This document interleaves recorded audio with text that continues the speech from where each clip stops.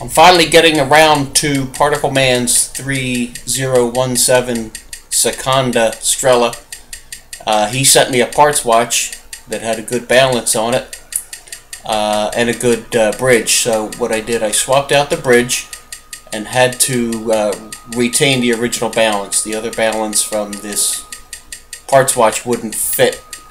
The balance staff was a little too big on the OD, wouldn't fit through the jewels. Here we have it running dial up. It's running pretty good. Before we do a service, I just wanted to check, hey, how is this thing working? Well, there you go. +4, 336 degrees of amplitude, 4.4 milliseconds of beat error.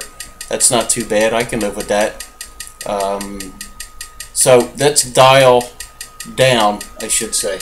Dial down, because there's the image of it down.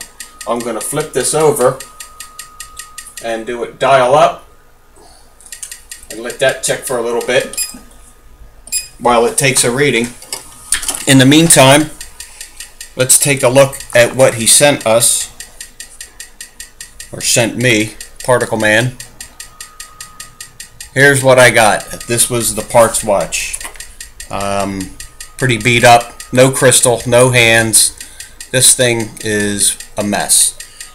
Coming around the other side, there's not much to it. The only thing that was in there was the bridge for here and the escape wheel, and then I took the balance and the bridge out to swap it out. I wanted to make sure that was working okay. I wanted to use the balance wheel that came with this parts watch. Here it is, cleaned up, ready to go. But the balance staff is a little thick. It doesn't fit into the jewels properly. I ran it through the ultrasonic cleaner. It cleaned up nice. The staff is good. The spring is good. The balance is good. It's in real nice shape. So at least you'll have a good balance, but fitting it to the right part jewel is going to be, something to worry about. Getting back to the movement, it's stamped right here. This is the parts movement, the parts watch. My computer's not keeping up. First Moscow Watch Factory. Is that what that stamp is? I believe so. It doesn't have the Poljot crown stamping, so this is fairly old. However, the bridge is good and everything is working okay on that, on Particle Man's Seconda. Like I said, this thing's pretty beat up. Now, let's go back to dial up and have a look at what it's doing dial up as far as timekeeping.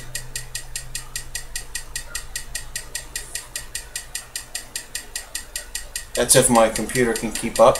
Okay, here we go. There you go, dial up. I'm going to zoom out a bit. That's what she looks like dial up. In my previous post, I did like a preliminary post on what's going on with this and what's wrong. Before even servicing, before doing anything, I just swapped out the bridge and put a little bit of 3010, no, 9010 oil on the jewels, and here's the timekeeping with dial up.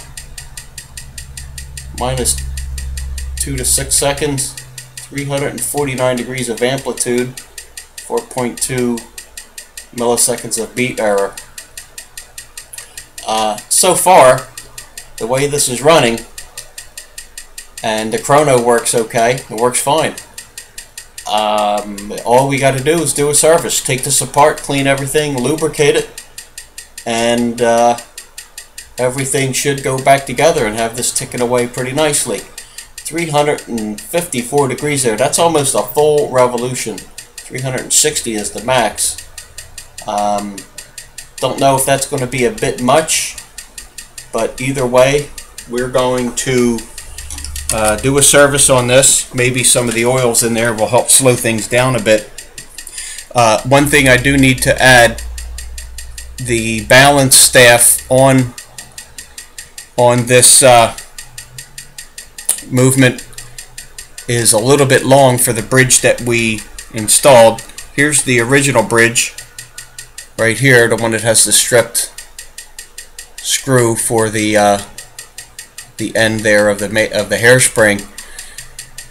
I had to shim this a little bit. I shimmed it 3.5 thousandths of an inch, 3.5 mils. I took a shim and just shaved it down so it would fit and wedge it in there. I'll show you that when I do the service, but that's what I needed to do to get this to tick and the balance to swing. So stay tuned. We're going to do a service on this, and we're going to go get into the nuts and bolts of the 3017 and show how everything works. So stay tuned.